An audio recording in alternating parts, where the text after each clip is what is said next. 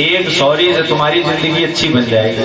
अब वही लड़ाई तुम उनसे लड़ोगे, वो तुमसे लड़ेंगे, धीरे धीरे बात तुम्हारे माता पिता तक पहुंचेगी। तो यहाँ तक तो महाराज सही है, धीरे धीरे माता पिता पत्नी जी की तरफ पहुंचेगी और माता पिता से महाराज लड़ाइयाँ आगे बढ़ जाती हैं। पैर दबाएगी तब भाई तो अर्जुन होता है दबा पाए। अरे पैर दबाने चाहिए, हम खुद ही दबाव दिया,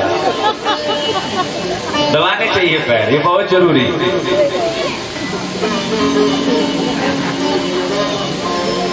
नम्रता जो है वो दोनों के अंदर होनी चाहिए। जैसे अगर देखो पति अकड़ करके रहेगा पत्नी के सामने तब भी बात नहीं बनेगी, और पत्नी अगर अकड़ करके पति के सामने नहीं रहेगा तब भी बात नहीं बनेगी। बात तो तभी बनेगी जब दोनों के दोनों परस्पर के प्रति झुके रहे। अगर पति की कोई कुबड़ाई करे तो पत्नी तुरंत झाड़ू उठा के तैयार हो जाए, इन्हें तो कतई बता ही रहे।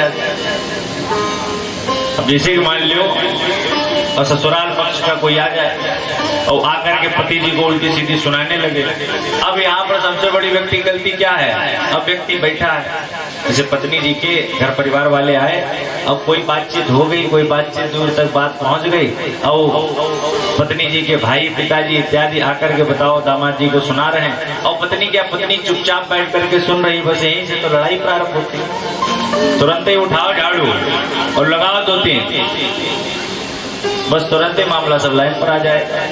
क्योंकि आपका जो पति है वो परमेश्वर है। काय वचन मन पतिपद प्रेमा, और एक ही धर्म एक व्रत नेमा।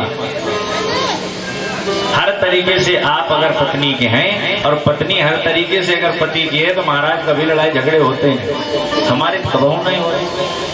क्यों? हम तपाई दबाओ करते ना, तो आप भी दबाना सीख